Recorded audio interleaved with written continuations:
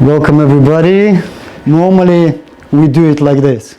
We do it around the tree, we sit down and we connect to the earth, connect to the tree energy and speak a little bit about the trees and we meditate. So in today as well we will try to do something like that. If we have time enough, we'll perhaps do a little meditation as well, because the best way to understand the trees is through meditative mind, through calm mind, because that's what trees are teaching us really, that stillness, that calmness, and that's the biggest lesson we can learn from them. And I've started to do this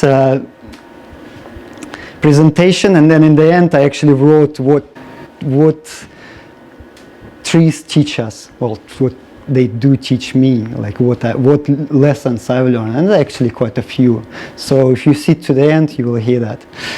And we will talk a little bit about the meaning of the trees from the kind of spiritual angle, because I'm a yoga teacher and a meditation teacher. That's what I do, that's what I love doing, and my view a little bit different, so you probably won't hear much of the dendrology facts, but we'll see what come up. And to really understand the trees is to really understand the secrets of life, I think, because it's if you understand the nature, you can do anything. It's a creation.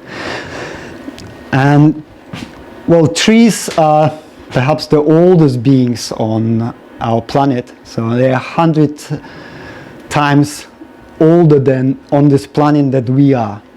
Research showing that it's 500 million years old, like those species were here, and so they kind of came here to prepare the land for us, so we can land from wherever we were coming from. So that's a reciprocal relationship of the oxygen exchange and the carbon dioxide exchange. What tree is exhaling, that's what we inhaling, and that's what we exhaling, that tree is inhaling. And can you imagine? And we're gonna go a little bit more into it. I'm gonna speak about how similar we are, what are the similarities between the trees and us, and this way it gets quite fascinating, well, at least for me.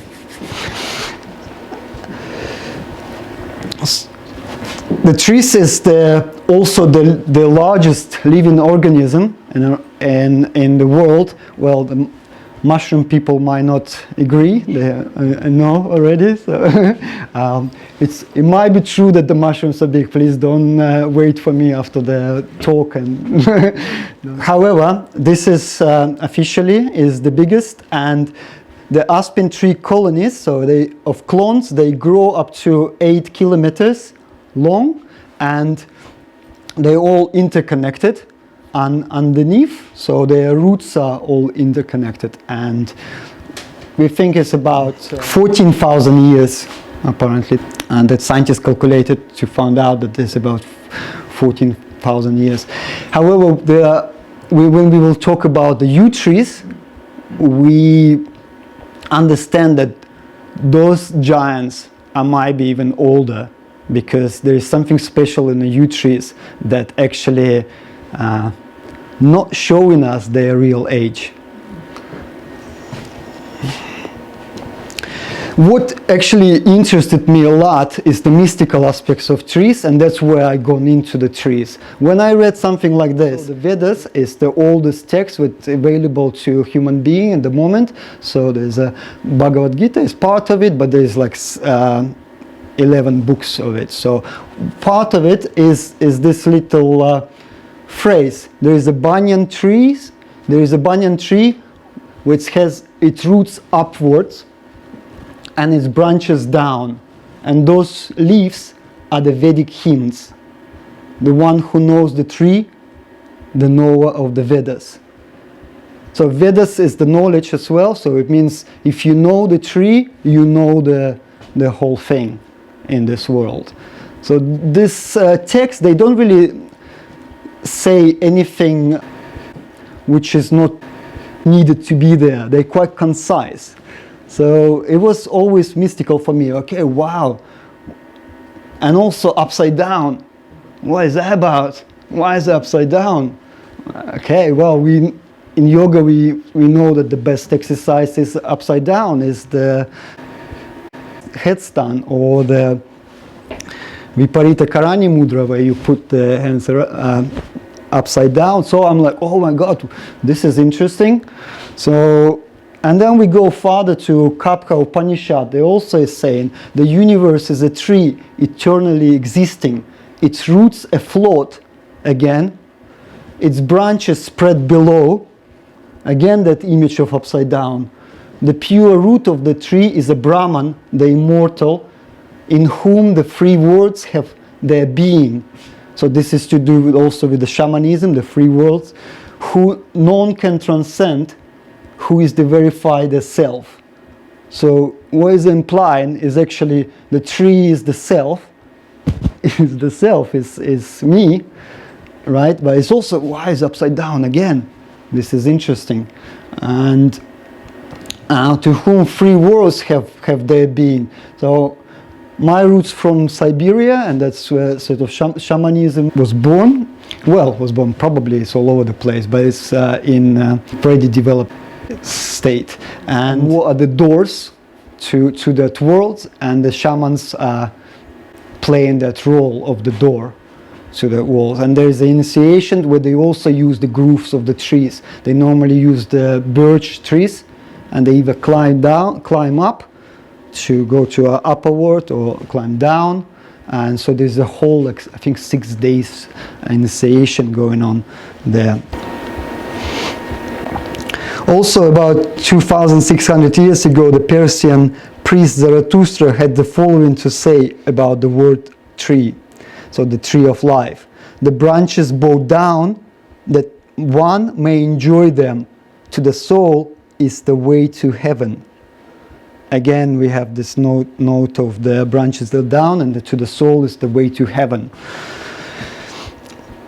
According to the mythology, the ancient world of trees, tree of life, stand as a paradisical garden, as a symbol of creation in a place of enlightenment. And we probably all know the most famous story where someone had managed to break through to that enlightenment state, a Buddha story under the Bodhi tree. There's a story. Bodhi tree means the ultimate truth, or the one that helps to awaken, you could say. And the story goes that the Buddha was in that cave for 7 years. He was performing some crazy ascetic yogic practices, but couldn't break through to the ultimate realization. And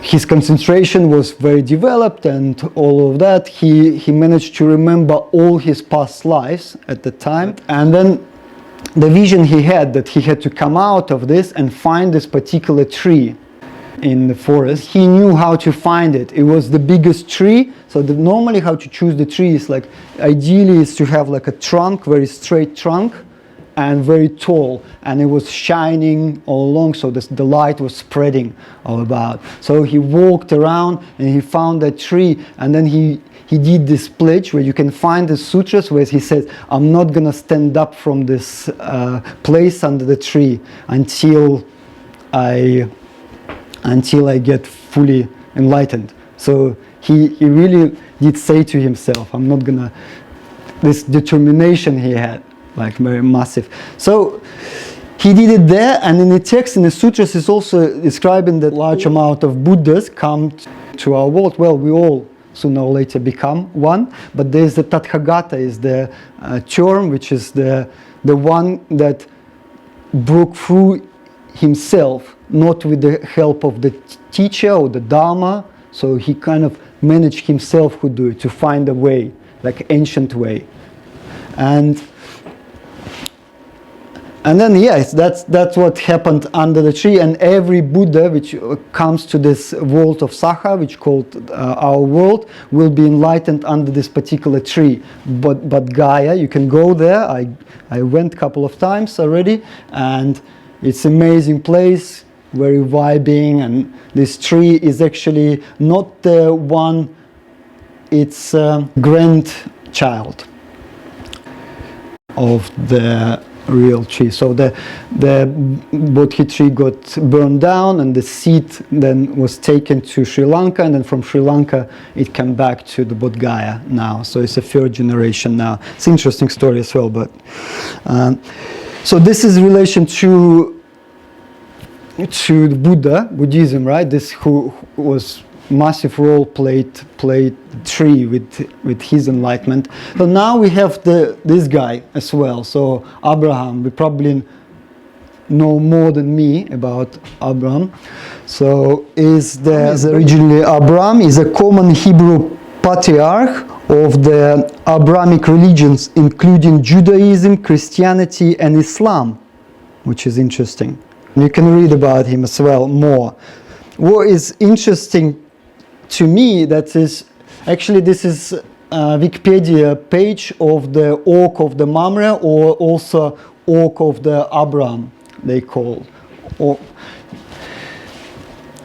You probably remember that story where the three angels come to Abraham. The first encounter, that mystical encounter, Abraham having under this tree, the oak tree. And in Russian Wikipedia, it says, it's different actually to English, because I was trying to bring you here. And it says, under the oak of Abraham, Abraham would receive the God. This is like literally what we said. Is he like antenna or some kind of a receiver to receive the God under this oak?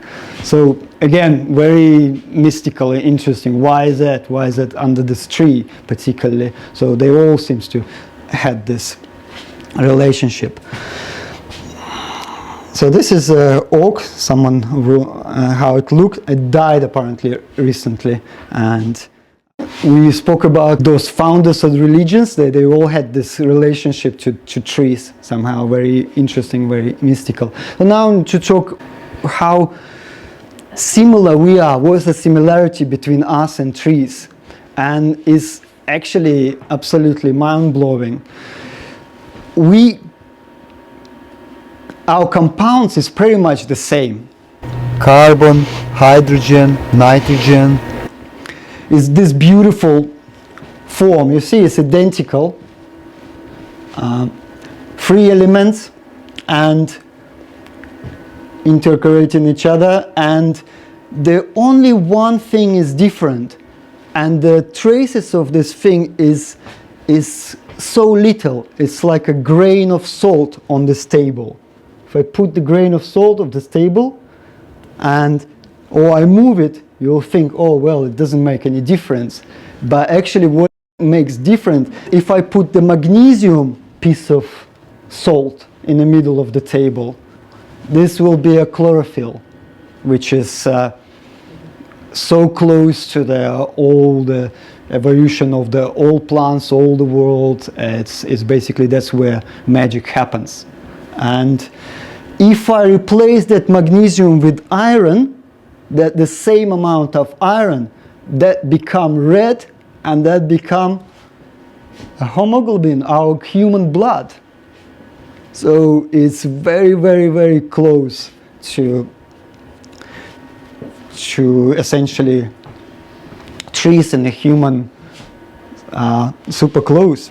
So also I could say a little bit about the photosynthesis. So the photosynthesis levels pull in carbon dioxide and water and use the sun energy to convert this into chemical compounds such as sugars that feed the tree and the many microorganisms underneath it. As byproduct of the chemical reaction, oxygen is produced, and that's what we inhale.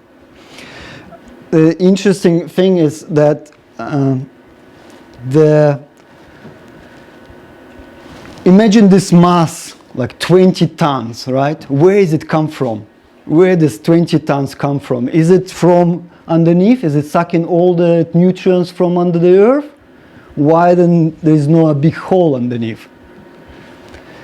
Apparently, the trees don't actually have nutrients brought much from, only 0.5% nutrients come from underneath. So most nutrients come from the air and from upward. So if we come back now to this notions of the upside down tree, so we start now making a little steps towards understanding, oh, okay, so the nutrients not coming from there, but coming from there. So that's where it takes. And that's the photosynthesis with the sun, and the beautiful as well relationship with the underneath world. So in every spoonful of the soil, there are 10 million microorganisms. So something very ridiculous, something really huge. And the tree, the roots itself, they don't take the nutrients as well. They ask those microorganisms, which is there, to bring them some. And so they release certain compounds, and they give sugar, so that they produce water from air, and from those compounds that they take, and it's being brought to them. So there is a huge amount of cooperation there. So there's a big cooperative. The tree is a big cooperative. Well, whole world is a big cooperative, interconnected together. The interesting one is the oak tree. Probably the oak tree is the. We can talk about each tree, and each tree has its own characteristics. But we'll talk today about two trees. In particular, the oak tree is an incredible one, and it has lots of connection to this part of the world. England is the oak land, and also the spiritual ancestors of this land is Druids. The Druids as well come from the one with knowledge of trees. So that's the translation of the Druid. Some people translate the ones with knowledge of the oaks, because they worship oaks. They had the grooves of the oaks, and that's where they live, like most of the time, and so communicate a lot.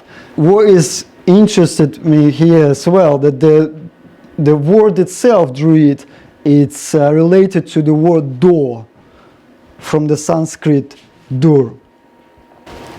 The oak tree is quite a motherly nature. Although it looks very masculine and it's quite powerful, it's motherly because it has that carrying quality. There's about 500 insects and birds and all the kind of life have home in the oak trees. So they really an amazing, which far more than any other tree species in temperate zone. For the ancient, the oak was dedicated to the gods of sky and the thunder. In Scandinavia, Thor. For the Celt, it was Taranis, and the Greeks, Zeus. And indeed, the oaks were struck by lighting the most. But actually, this is related to the other activity of the oaks. The oaks is the most energetically active tree. So the most activity, how high level of electricity activity going on around the oak trunk. So more than in any other trees. And there's also research showing at what time in the morning is the best, and normally towards September and October it's on its highest.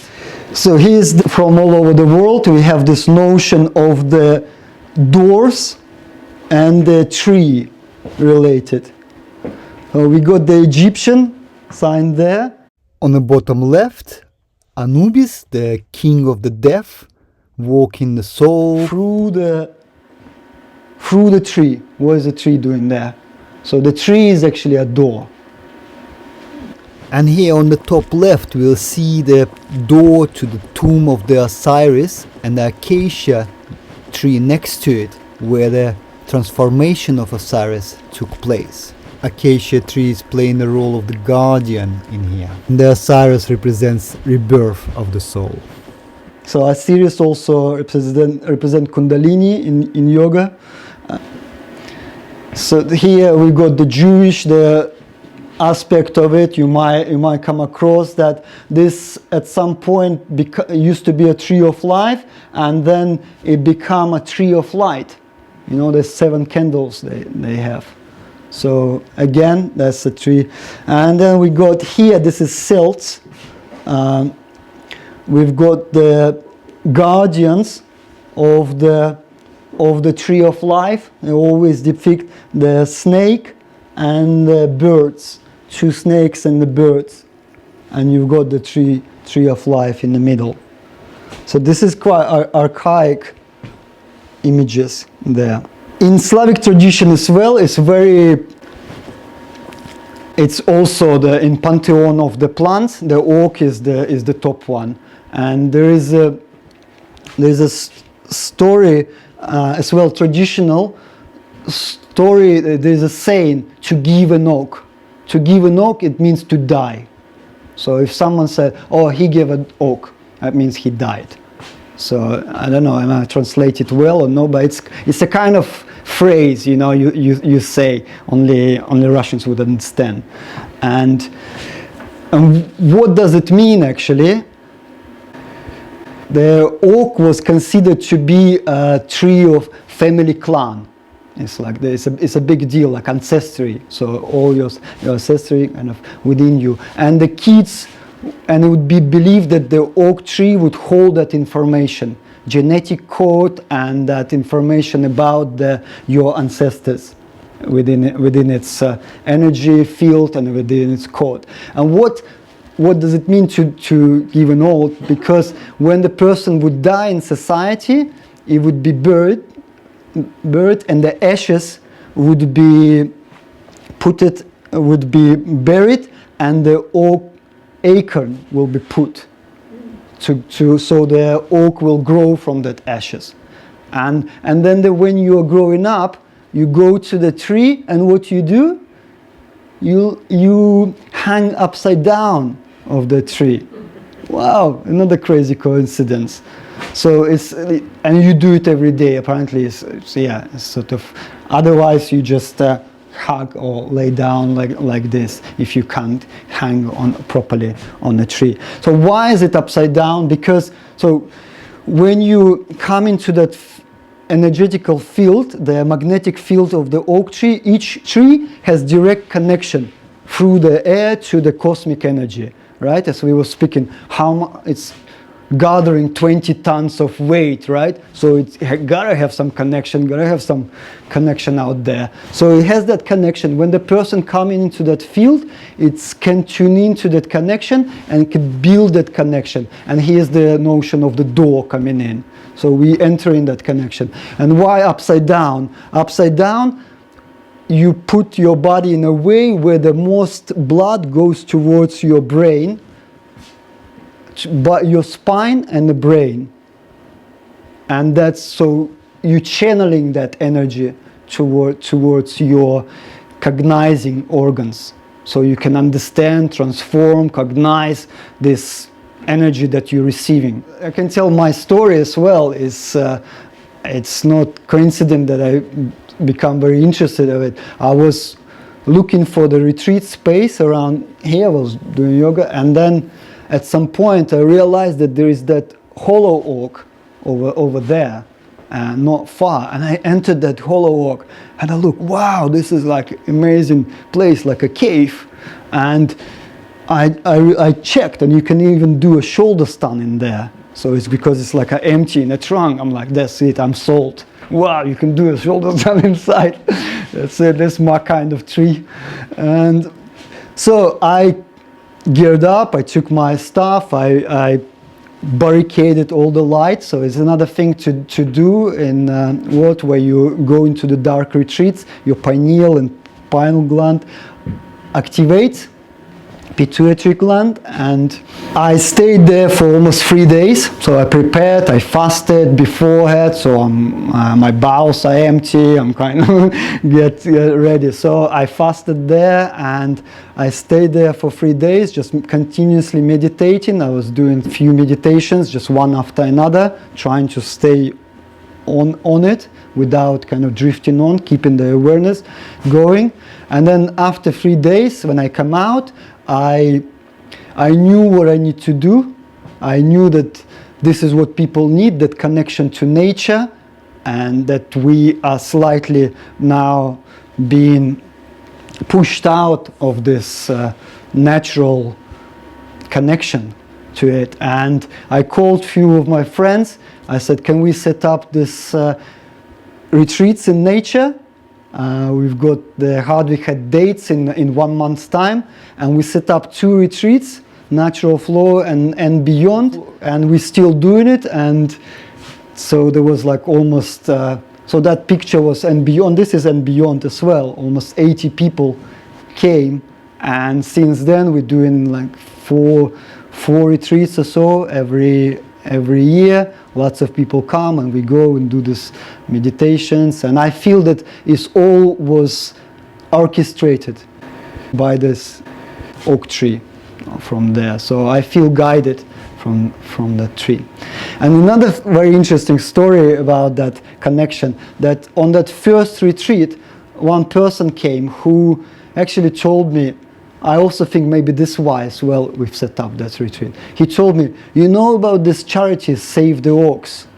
I'm like, no, what's to Save the Oaks? The government subsidized the program to regrow lots of oaks in England and give lots of money to produce the saplings, and then halfway through the process, they run out of money. And the decision was to send those saplings to burn them. So this caused storm in the media, and people were, what was going on? All the oaks gonna be burned down. We're gonna take some. Bring me one. I'm gonna put it in my garden. So lots of people step out, and they started this Save the Oak campaign. And we called them up after retreat, and we said we could take some. I've spoke with Ben. How many can we take? He said, well, okay, well, maybe 2,000. So okay, 2,000. We agreed with the Save the Oak campaign, and they sent us this amazing saplings, and now 2,000 oaks are on Hardwick Estate growing from that moment. So the key characteristics of the tree. So what I'm saying, this is also can go further than that. We also brought the leading expert in trees, the Fred Hagenegger, who information I'm using in this quite a lot. He wrote this book, Tree Yoga. So he came, we set up the retreat called Tree of Life, and he came to do the walk, and so he stayed with us, all amazing person. And what he did, he analyzed all the information, the folk information, and he pulled each characteristics present for each tree. So we can go and seek certain characteristic or enhance certain characteristic within us. Okay, I'm lacking a little bit of maturity. I might need to go and see the oak. Or I might lack a little bit of that pioneering, graceful nature. I might need to see a birch. So if you understand this, you could potentially tailor your practice and go to the certain trees, and that's what traditionally been done in Russia, in Russia in particular, because I know it folk, so I won't speak for anybody, but it's traditionally people would go to the trees to ask for something or to sort something out, to ask for advice, right? I'm sure it's probably present in England as well. And the key characteristics of the oak tree is the pure and neutral life energy. So this means what you bring to oak, that's what it's gonna give you. If you bring anger, if you bring stress, it's gonna push you same way. So you be wise what you bring there. So it's very powerful, but it's neutral as well. So you have to approach it wisely. So it's a mature being.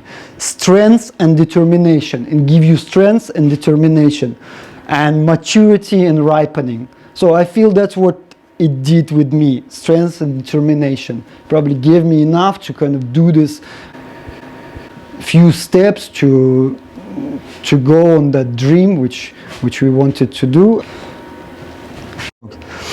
So upside down yogis, it's commonly known, and we've got some really ancient pictures here where the yogis do this. They perform upside down position quite regularly. There are amazing trees in this country. For example, major oak. What I start doing is I start going to some trees and I would climb in and stay there. So this is major oak in a Sherwood forest, and it's barricaded now. You can't climb in, but you can go from the top, but don't tell anybody. So you can go. Look at that face and everything. It's just it's incredible. It's incredible. This is one of the biggest oaks in the world and the oldest. So about 1,000 years old. And this particular oak, it's teach me. I was doing the mantra meditation, one chant, Om chanting. At some point, incredible insight came to me that, you know, when you inhale and you chant and then you pause on the inhale and you drop normally, at this point you start wandering, your mind starts wandering somewhere else.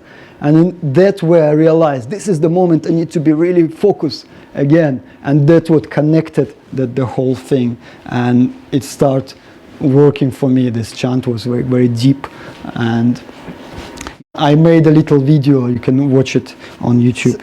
So of course you got the Russian tradition and Druids traditions, but it's not a fairy tale at all, and it's got some research-based data to support what's going on in the forest itself. There is a similar practice. It exists in Japan called Shinrin Yoku, forest bathing, which called easy. We do the forest bathing here, and I think Puff Hill Outdoors also start doing. Well done.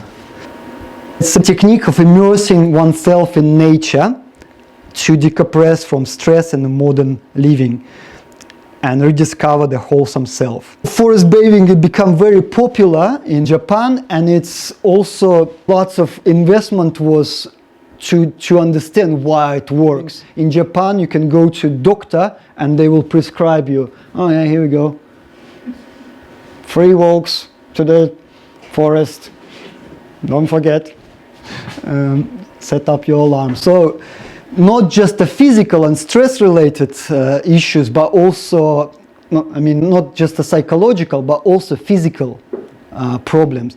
My mind was blown away when I learned that you can heal cancer with some of the sessions of forest bathing in a pine forest in particular.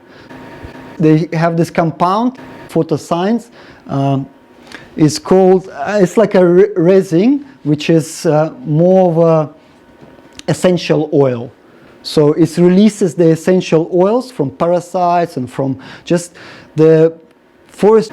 You can perform the surgery. It's very clean, actually. So it's all works with this releasing of the essential oil into the air. And when you go to the trees, so there's research shown that for a month, you train those NK cells, they call natural killers cells, natural killers that actually fight those cancerogenic cells naturally within us. You enhance your immunity with this kind of supports to naturally protect you from this kind of diseases. Let's see if we'll play the tune here.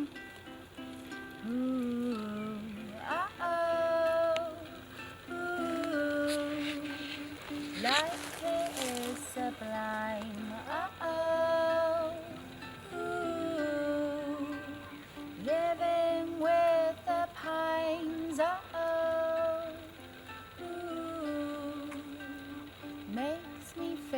so safe.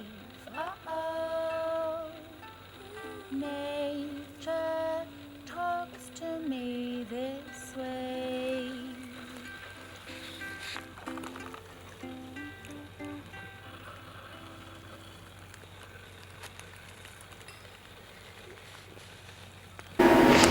Beautiful, ladies. We did the forest bathing session, and then after, when people come out of that meditation, a little bit of music, and the girls did such a beautiful song about the pine, so I couldn't resist to drop you here. So yoga now, so you know about these characteristics of each tree. We're taking it further. We started to combining those kriyas, the sequences in yoga, to the characteristics of the trees. Okay, this working on willpower and determination. There are certain sequences that particularly work on that. So we start pulling them from Kundalini yoga, from Hatha yoga, and start matching the yoga, certain postures, certain asanas, certain meditations, and certain breath work with the characteristics of the trees. And we start experimenting that. We bring in people and we do this big group yoga sessions underneath the different trees. And yeah, this is quite an amazing way to explore really how it works. Because the yoga means union. The same, right? The same with tree, like a door and that union to the nature. So it seems to be the same thing. Because the electrically active layers can be found just under the bark, hugging the trees has a deeply vitalizing effect on us. So you probably know some people hug the trees, and it's basically the same, more or less the same. They contact that magnetic field of the tree, they enter into that tube, the channel that connects tree and the cosmic realm, and they feel revitalization, depending as well. If they know which tree gives the energy, which tree takes, it's different as well. If you know, some trees take, some trees give. So it's good to learn as well what kind of. And normal yogic practice is when you sit to the back to the tree, and that's the position you find the meditator. I think there was one of the pictures where you meditate your back. You not necessarily lay down on a tree, because then you kind of leaking the energy when you're leaning on something. So you keeping the spine straight, but you're just next to it, and that constant energy of the sap is constantly there. There is electromagnetic field there, which been actually proven that it exists, and it's constantly moving up and down, so that sugar taken and goes down to feed all the microbiomes. So it's subtle, but it's there. If you're there for long enough, and if you're subtle enough, you start having like a doping. Like sportsmen have a doping, the meditator have a doping when he meditates under the tree. Because that kind of movement is also move a little bit your flow of the spine. I'm actually quite interested about what is yoga. The definition in the Yoga Sutras Patanjali. So this is the oldest Yoga Sutras, that's where all the teachers study. It's the oldest book. So Chitta Vritta Nirodhi, which is the translation. The yoga is the stilling or the quietening the fluctuation of the mind. Basically, the yoga is calming the mind. It's the first sentence. The second sentence is the second. What happened if the mind is calm? Then your true self or the true reality will be revealed to you when the mind is calm. So the mind is on the way of us realizing who we are. Essentially, what it actually is, this is definition of the tree, right? It's still staying there, perfectly still, connected, rooted, grounded. Wow, that for me was, it's embodied that stillness. The tree is embodied that stillness. The tree is the proper yogi, you could say. Okay, now we move to the yew trees. This is where interesting things start, even beyond the oak trees. Archaeological studies showing that even 40,000 years ago there was some founds about the tree of life. The closest to what tree of life is the yew tree, because it has the 7 stages of life. Normal tree has 6. So it has something very amazing on the end of it. And it has certain characteristics. So the characteristics of the yew tree is the eternity, timeless, rebirth, and destiny. So it's very difficult to find out. Remember in the beginning I said how old is the yew tree, and you find them all over the place. The England, and again, is a yew tree land. Is the most amount of yew trees in the world, in the continent. Much less. This I think is about 1,000 ancient pieces, ancient living beings of the yew trees in England. I think 500 in Wales and 100 in France or something, and it goes less, and it's also a nice story about the bows and stuff. That it's lots to say really. But what is the most interesting about the yew trees is that stages of life. So the first stage of life will be the seeding stage, is not shown here. Then the birth stage happens. It's also related to all of us, to all living beings really. Then growth stage happens, maturity, decay after that, unfortunately. No creams can help. Then death happens. But what happens with the yew tree, the rebirth, it can regenerate itself. And that's why you can't really tell how old is the yew tree. What happens is they can regenerate themselves 2 different ways. They even can branch down. They just branch down. If you go to the Kingsley Vale, for example, forest, massive forest of the yew trees in South Suffolk, I think. So they branch down and they just create these circles of brotherhood and sisterhood, and yeah, so they grow their family so wide. And then they also inside they can sprout from the trunk.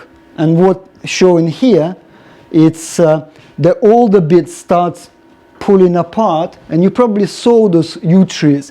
They look untidy, and people say, oh, maybe we need to get rid of them because they're untidy, because there is no law in UK to protect those trees. There is a law to protect if they're intact. But if they look a bit shonky, then means you can cut them down. But this actually means that the tree, it's actually in that 7th stage of rebirth. That's where you actually need to take care of this amazing tree, because, and you never know, those trees in Wales was the famous ones about, you have, I think, another video, you can watch it on YouTube. About 4,000 years, which is just that reincarnation.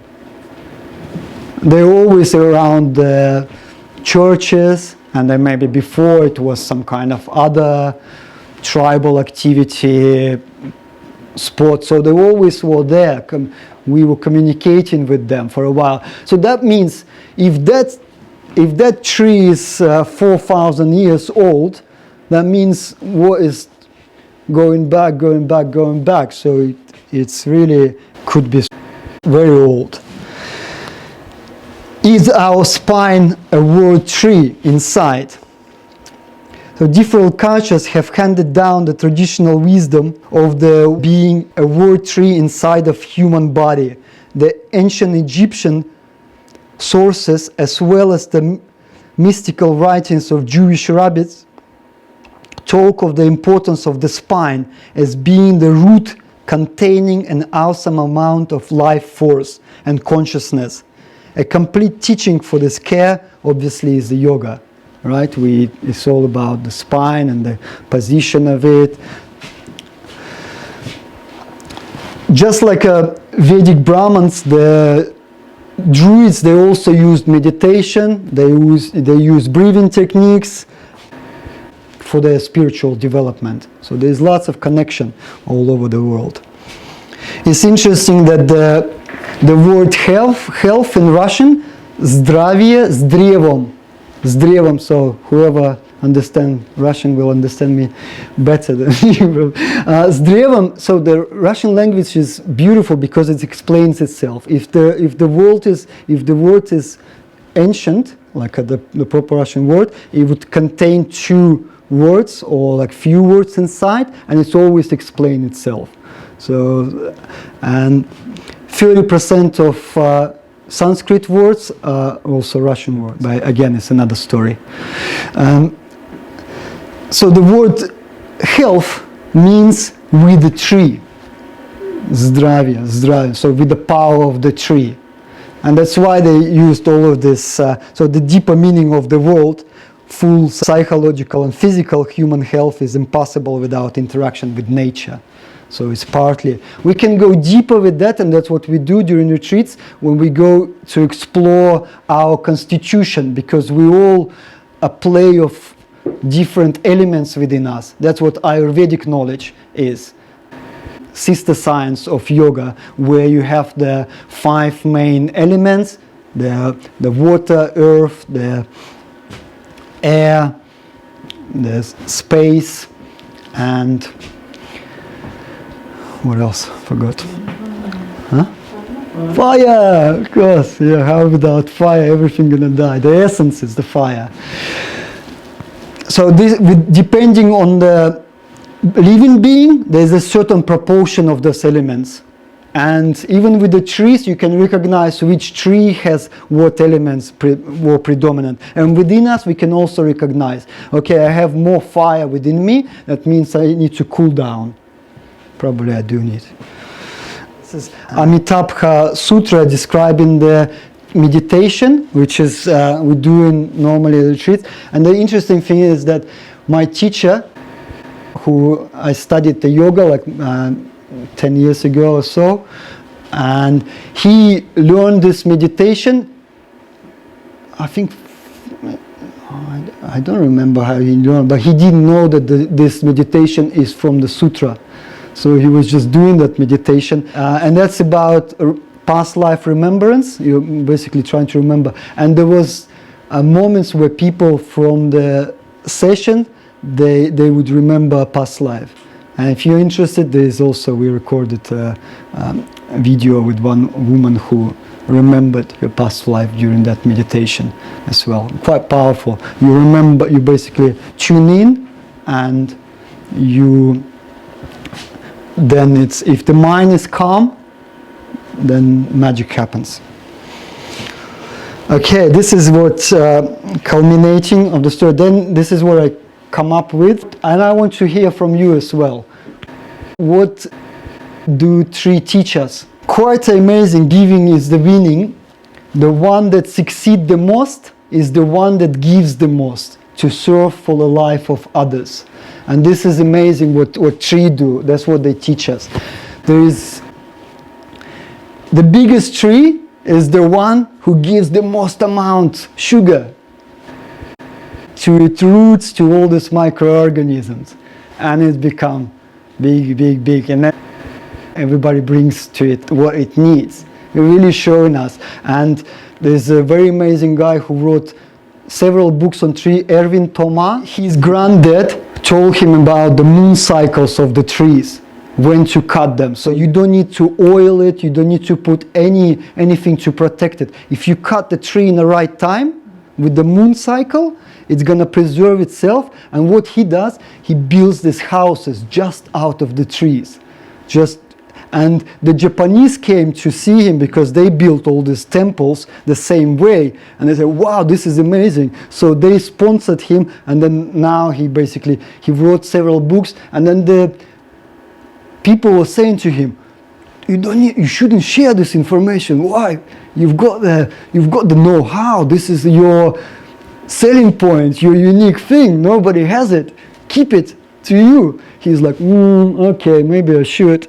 And then he basically wrote this book and give it to, thousands of people. It became bestseller, and lots of people start writing to him these messages, to this, communicating to him these stories, the knowledge that they had from their grandfathers and grandmothers, and he became even more knowledgeable person. So you see how it works in the world. So it was quite striking for me to understand this.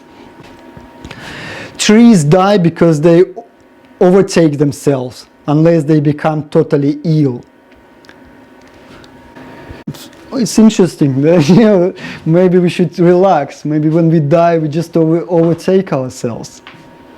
What's the big deal about it? Okay, die, move on, become bigger maybe, leave that shell behind.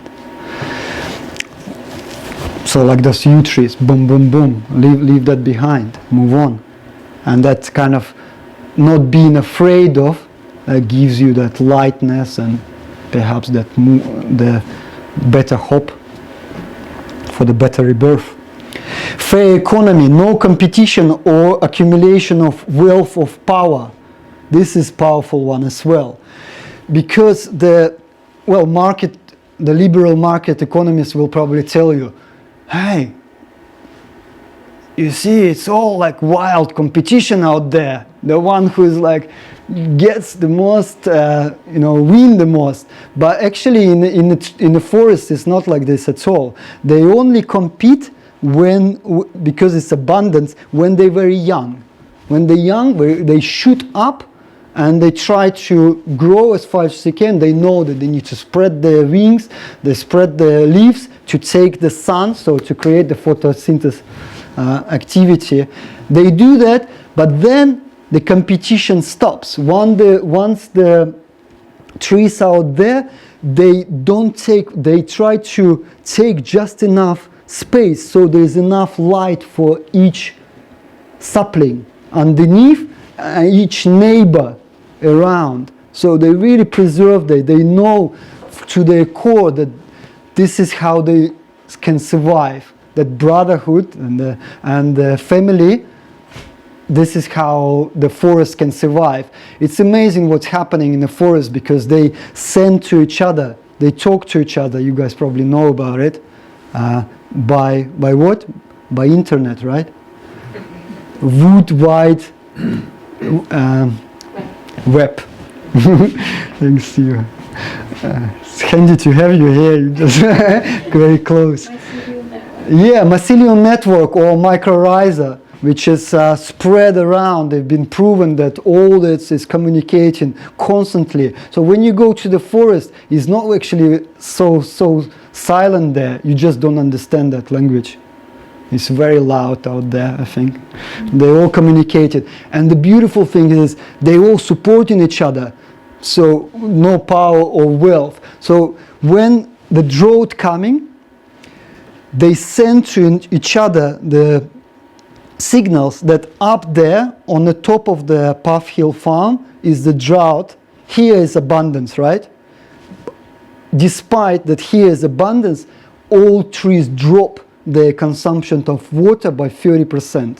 They just drop automatically, like a whole organism, like a whole family. You could say, okay, well, at this moment now, the guy who's got the most water, he could shut off now. But no, stays with that. It just takes what it needs and continue the feeding, sending that water, that nutrients to the other trees, because they know when the wind is coming, the hurricane will come, the forest needs to be protected from all sides. If the one is low, the wind can catch it and uproot it. So they communicate constantly like this, and nobody gathers the power. So the competition exists, but only to the point when the life is insured. That's it. That's where competition dies. We are all connected. Humans and Earth are one organism. So this is probably the biggest deal. We are all one. I think the problem happens when this is me and this is them. I'm gonna all eat it up quick and then leave them behind. But when you understand that this is actually part of the whole thing, the same thing, then it all works out well. Life is an organization, a cooperative. It's only function when there is a flow of communication. So this example of taking the air, the oxygen, nitrogen, and sending it down, giving it to the microorganism is constant communication, constant cooperation, and that's how you grow.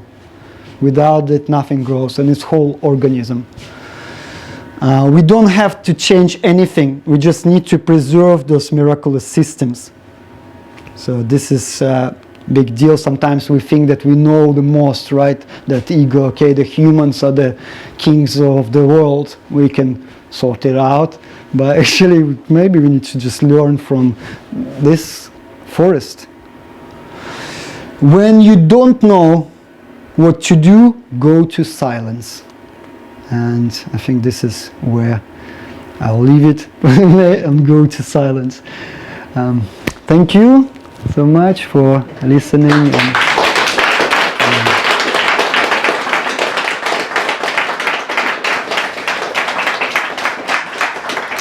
If you have a couple of questions, I could answer. Otherwise, I think we run out of time anyway. Do you dabble? Are you interested in folklore at all, and where folklore comes from with regards to what you're talking about here? Yeah, Strong in Europe, certainly. I just when I started to become really into trees, I started to research more, and there are a few resources in Russian language mostly, where there's mostly talking about the folklore and comparing the folklore stories and putting them together and analyzing the myths and kind of compounding. Okay, this is probably because of determination, and that's where those characteristics of the trees come from. So there's some people like Fred Hagenegger here in UK who was studying it. He's got a few books you can find. He was studying and trying to put it into. I was just reading some stuff. I think my advantage is that I could also read from different languages. Like Russia is a big culture, so it's got lots of database, and obviously the UK English database is also massive. Sure. So you talked about planting oak saplings around the Hardwick estate. Obviously they're quite large trees, so they need to be planted with some thought. Where are they approximately, these saplings? I think we need to. I think there was idea to put some in a park field. This field, I don't think it happened. Mostly it's gone towards those hills, the park hills. So they were spread it around. So that you can see if you drive around now, you see the young ones out there quite a lot. In the fields, in the hills. On the hills. They just spread it around. I think the Hardwick estate is doing this preservation work and the regeneration of the local trees. So, and it's just like seeding them, mixing it. Yes, I mean, just sort of following on from that, I mean, if you think of trees as communities rather than individuals, because they communicate, it would be really interesting to think about how you manage woodland if you were thinking about trees as communities rather than individual items. But the point I was going to make was, a friend of mine is, she's in a group that's been making, they found a way of sort of picking up something to do with, I can't explain this very well, but the sort of the electro something signals that come from plants and making that into music and both taking the different sorts of sounds which are generated by the electron movement within the plant, and then playing it. And when they play the music, the plants are or engaging with that, and wow. solving things in that. It's really interesting. You think, well, if you could do that with a plant, what would that be like with a tree? With movement within a tree. Exactly, well, that's what actually that's why we invited, well, partly we invited friend Hagenegger, who I mentioned already. He's got the website called The Meaning of the Trees. Easy to remember, right? He's recorded the whole album dedicated to each tree. So he kind of studied the each tree, the relationship, the characteristic of it, and then he basically he plays the harp, and like this Chinese massive harp. I tried to put the video in there to show you, because he played some music under this yew tree at Hardwick Garden, and it was beautiful. It's very subtle music, but you can find that album and listen to it, and it's got like a name, yew tree or Brian. You actually have the sounds which are coming from the tree itself. Yeah. And you've got the opportunity for a different sort of communication, I think, maybe. Oh yeah, that would be a good band. Just expanding on what that lady was saying, a few years ago I was at Glastonbury Festival, and there was a lady there recording the sound of the trees. Yes. Before anyone turned up on site, during the build-up, sort of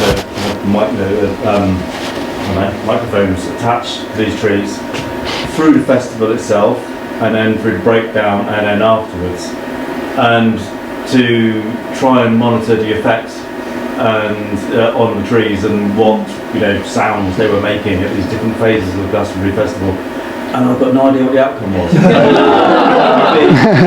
Really interesting. I'm thinking, wow, that'd be really interesting. So if anyone wants to look that up, so that's something I forgot to mention. That is when you're communicating with tree as well. It's a reciprocal relationship. So when you come to the tree, you're not just taker. You also communicate your energy, send friendly vibes, and perhaps bring a water or something, or you can say the word. Just be aware of that relationship. I think the trees also like communication, and there was some study done with the plants growing better when you tell them good things, and they die when you argue. You mentioned some of the strengths of yew trees and oak trees. How do you find out what the other trees are, like beeches and birches? And is there a book that? Yeah.